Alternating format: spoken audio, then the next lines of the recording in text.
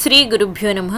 విరాధవధ జరిగిపోయిన తర్వాత రాముల వారు లక్ష్మణస్వామితో సీతమ్మతో అంటారు, ఇక్కడ మనం ఉండటానికి అనువుగా లేదు, మనం వేరే చోటుకి వెళ్దాం. ముఖ్యంగా ఆ రాక్షసుడు ఒక మహర్షి ఆశ్రమం చెప్పాడు కదా, ఆ మహా తపస్వి అయినటువంటి ఆ మహర్షి ఆశ్రమానికి వెళ్దాం పదండి అని చెప్తాడు. ఇంతకీ జరిగింది ఏంటంటే, విరాధుడు చనిపోతూ రాముల వారికి చెప్తాడనమాట, రామా, ఇక్కడి నుంచి 1.5 యోజన దూరంలో ఒక మహా తపస్వి అయినటువంటి ఒక ఋషి ఆశ్రమం ఉంది, ఆయన్ని కలుసుకున్నట్లయితే మీకు మేలు జరుగుతుందయ్యా అని చెప్తూ విరాధుడు మరణిస్తాడు. ఆ విరాధుడు చెప్పినటువంటి వివరాలు పట్టుకుని రాముల వారు బయలుదేరతారనమాట. ఆ మహర్షి ఆశ్రమానికి వెళ్తూ ఉంటారు.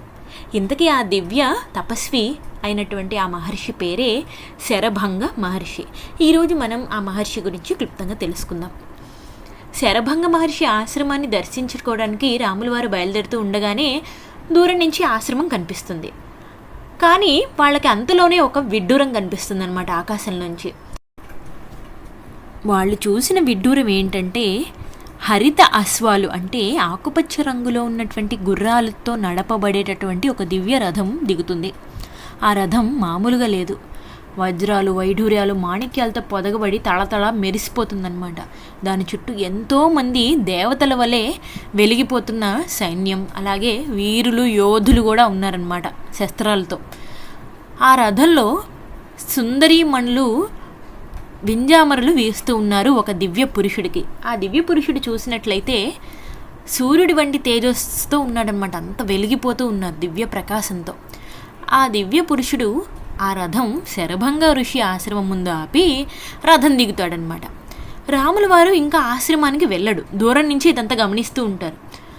ఆయన గమనించినప్పుడు ఆ దివ్య పురుషుడు రథం దిగి ఆశ్రమం వైపు వెళ్ళిపోతుంటే ఆయన పాదాలు భూమి మీద తాకవన్నమాట. ఆ దివ్య పురుషుడు ఎవరైతే రథం దిగాడో భూమి మీద తన పాదం తాకకుండానే గాల్లోనే నడుస్తున్నాడా అన్నట్లుగా నడుచుకుంటూ ఆశ్రమానికి వెళ్ళిపోతాడు. ఇన్ని విడ్డూరాలు ఒకేసారి చూసేసరికి రాముల వారు ఇంకా సీతమ్మ, లక్ష్మణస్వామి ఆశ్చర్యచకితులైపోతారనమాట. ఎందుకంటే ఇప్పటిదాకా ఇంతమంది దివ్య పురుషుల్ని వాళ్ళు చూడలేదు. పైగా వీళ్ళు శరభంగ ఋషి ఆశ్రమానికి వెళ్తున్నారు. ముఖ్యంగా వీళ్ళ పాదాలు కూడా భూమి మీద తాకట్లేదు. ఇవన్నీ రాముల వారు ఆలోచిస్తారనమాట. ఆలోచించి లక్ష్మణస్వామితో అంటారు, లక్ష్మణ, వీరి పాదాలు భూమి మీద తాకట్లేదు, వీళ్ళు ఖచ్చితంగా దేవతలు అయి ఉంటారు. పైగా ఈ హరితాశ్వాలు అసలు భూమి మీద లేవు, ఎందుకంటే ఆకుపచ్చ రంగులో ఎక్కడ గుర్రాలు ఉండవు కదా. కాబట్టి ఈ హరితాశ్వాన్ని అధిరోహించే ఏకైక పురుషుడు ఇంద్రుడని మనం మునుపు ఎరిగి ఉన్నాము, మనం నేర్చుకుని ఉన్నాము, ఎక్కడో విన్నాం కదా. అయితే నా అనుమానం నిజమైనట్లయితే ఆ దివ్య పురుషుడు ఇంద్రుడే అయి ఉంటాడు. అసలు దేవేంద్రుడా కాదా అనే వివరాలు నేను కనుక్కొని వస్తాను, నువ్వు వదిన ఇక్కడే ఆగండి అని చెప్పి ఆశ్రమం వైపు అడుగులేస్తుంటారు రాముల వారు. రాముల వారు ఇంకా ఆశ్రమానికి రాకముందే ఆయన రాకని గమనించిన దేవేంద్రుడు శరభంగుడితో ఏమంటాడంటే, శరభంగ మహర్షి, రాముడు ఇక్కడికే వస్తున్నట్లున్నాడు. నేను ఇప్పుడు రాముల వారిని కలవటం సబబు కాదు, ఎందుకంటే రాముడు ఏ కార్యదీక్షకైతే ఈ భూమి మీద అవతరించాడో ఆ కార్యంలో విజయం సాధించిన వెంటనే ఆయనకి నేను దర్శనం ఇస్తాను. ఇప్పుడు మటుకు నేను ఉన్నట్లయితే సంభాషిస్తాడు, ఆయనతో సంభాషణ భేటీ ఇప్పుడు సరైన సమయం కాదు, నేను వెళ్ళిపోచున్నానని చెప్పి అనుమతి ఇవ్వండి అని చెప్పి దేవేంద్రుడు తన పరివారంతో సహా వెళ్ళిపోతాడనమాట. అంటే రాముడు ఇక్కడికి వచ్చింది దేనికి? ధర్మ సంస్థాపనకే కదా, అధర్మ నిర్మూలనకి, లోకకంటకులైన వాళ్ళని సంహరించడానికి వచ్చారు కదా. ఆయన చేసినటువంటి ఈ కార్యంలో విజయం సాధించి ఆయన పట్టిన దీక్ష సంపూర్ణం అయ్యాకే దేవేంద్రుడితో భేటీ అవుతుందన్నమాట రాముల వారికి. అంతకుముందే కలవటం సరైన సమయం కాదని చెప్పి దేవేంద్రుడు వెళ్ళిపోతాడు తన పరివారంతో సహా. ఎప్పుడైతే దేవేంద్రుడు తన పరివారం వెళ్ళిపోయేగా గమనించారో బయటున్న లక్ష్మణస్వామి, సీతమ్మ కూడా లోపలికి వచ్చేస్తారనమాట. శరభంగ ఋషి ఆశ్రమానికి వచ్చి ఆ ఋషి యొక్క ఆశీర్వచనాలు పొందుతారు.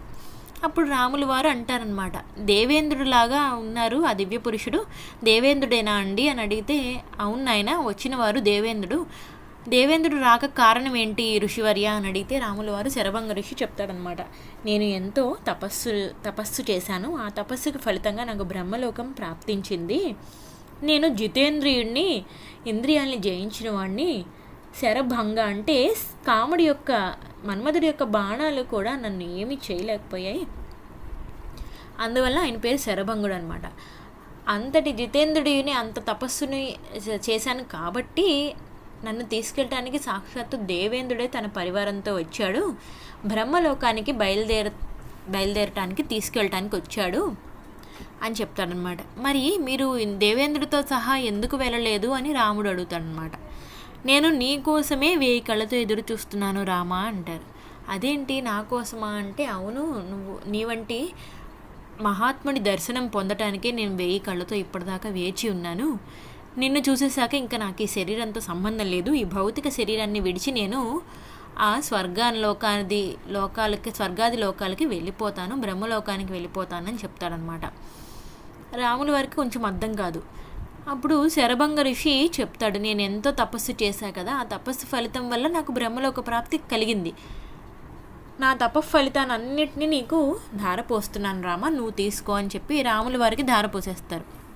ఇక్కడ మనం గమనించినట్లయితే ఎంతోమంది ఋషులు మునులు వీళ్ళందరూ ఏం చేస్తారంటే, రాముల వారికి రావణాసుడికి యుద్ధం జరగబోతుంది అని వాళ్ళకి ముందే తెలుసు. పైగా ఇక్కడ శరభంగ ఋషి చెప్పకనే చెప్పాడు, దూరదృష్టితో నువ్వు రావటం నేను ముందే గమనించాను అని.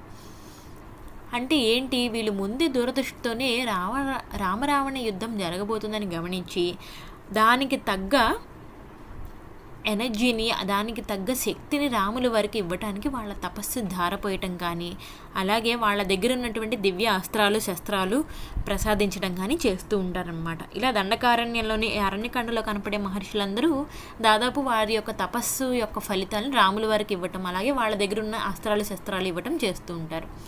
అలాగే ఈ శరభంగ ఋషి కూడా తన తపస్సు యొక్క ఫలాన్ని రాముల వారికి ధారపోసి రాముల వారిని ఆశీర్వదిస్తారనమాట. ఆశీర్వదించడమే కాకుండా ఇలా అంటారు, రామ, నన్ను దర్శించిన పిమ్మట మీరు వెళ్ళి మహాతపస్వి మరొక మహర్షి అయినటువంటి సుతీష్ణుడి ఆశ్రమం ఉంది ఇక్కడ దగ్గరలో, ఆయన్ని దర్శించుకున్నట్లయితే మీకు నివాసయోగ్యమైన స్థలాన్ని ఆయన్ని అడగవచ్చు, ఆయన మీకు దిశానిర్దేశం చేస్తారు.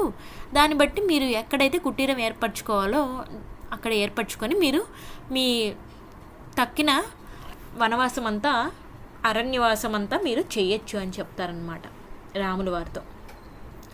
సరేనండి అని చెప్పి ఆశీర్వచనం తీసుకుంటారు రాముల వారు, లక్ష్మణ వారు, అలాగే సీతమ్మ.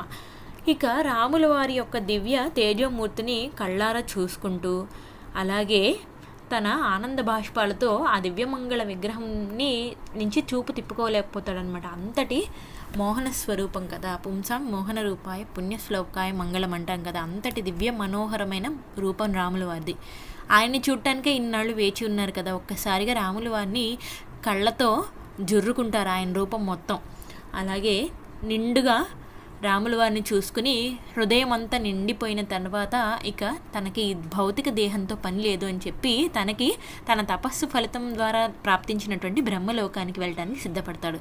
దానికోసమై అగ్నిని ప్రతిష్ఠించి అందులో తాను ప్రవేశం చేస్తాడనమాట. అగ్ని ప్రవేశం చేసి ఈ భౌతిక దేహాన్ని అగ్నిలో దహింపచేసి ఆయన ఎంతో దివ్య పురుషుడి బాలుడి రూపంలో, అంటే 15 సంవత్సరాల కంటే కొంచెం ఎక్కువ వయసున్న బాలుడి రూపంలో స్వర్గలోకానికి రాముల వారు, లక్ష్మణస్వామి, సీతమ్మ చూస్తుండగానే వెళ్ళిపోతూ ఉంటారన్నమాట. వీళ్ళ ముగ్గురు ఇంతటి దివ్య దృశ్యం చూస్తూ, అలాగే ఆ ఋషీశ్వరుడు వెళ్ళిపోయినందుకు కొంచెం వాళ్ళ హృదయం బాధాకరంగా అనిపించినప్పటికీ ఎంతో ఆశ్చర్యంగా నమస్కరిస్తూ చూస్తూ ఉంటారనమాట. తర్వాత ఈ ఋషి యొక్క చెప్పినటువంటి సుతీష్ణ మహర్షి యొక్క ఆశ్రమాన్ని వెతుక్కుంటూ వెళ్తారు. తర్వాత ఇక్కడ మనం గమనించినట్లయితే ఈ శరభంగ ఋషీశ్వరుడు ఎంతో గొప్ప తపస్వి, అలాగే శబరిలాగా రాముల వారి రాక కోసం ఎదురు చూసినటువంటి పురుషుడనమాట. అంతటి గొప్ప తపస్వి శరభంగ ఋషీశ్వరుడు దివంగతుడైన వెంటనే ఆయన చెప్పినటువంటి సుతీష్ణ మహర్షి ఆశ్రమాన్ని వెతుక్కుంటూ అటు నుంచి అటు బయలుదేరుతారు సీతారామ లక్ష్మణులు. ఇక్కడ మనం గమనించినట్లయితే శరభంగ ఋషి మహా తపస్వి, అలాగే ఆయన జితేంద్రియుడు కూడా. బ్రహ్మలోకం ప్రాప్తించినా కూడా ఆయన రాముల వారి తర్వాతే ఏదైనా అన్నారు. నిజానికి ఆయన యొక్క తపస్సు ఫలితం ఎప్పుడో దక్కింది, బ్రహ్మలోకం ఎప్పుడో ప్రాప్తించింది. కానీ ఇన్నాళ్ళు ఆయన ఎందుకు వేచి ఉన్నారంటే రాముల వారి కోసమే. రాముల వారిని ఒక్కసారిగా దర్శించుకొని ఆయన దివ్యమంగళ స్వరూపాన్ని ఒక్కసారిగా చూసి వెళ్ళిపోదామని ఆయన ఆశ అన్నమాట. శబరిమాత వలె ఈయన కూడా రాముల వారి రాక కోసం ఎదురు చూసి తర్వాత వాళ్ళ యొక్క శరీరాలు విడిచిపెట్టారు.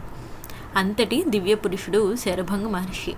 ఇలా మరికొంతమంది దివ్య చరిత్రల గురించి, అలాగే రామాయణంలో ఉన్నటువంటి చిన్న చిన్న నిగూఢమైన కథల గురించి మనం రాబోయే వీడియోలో చూద్దాం. శ్రీమాత్రే నమః. జై శ్రీరామ్.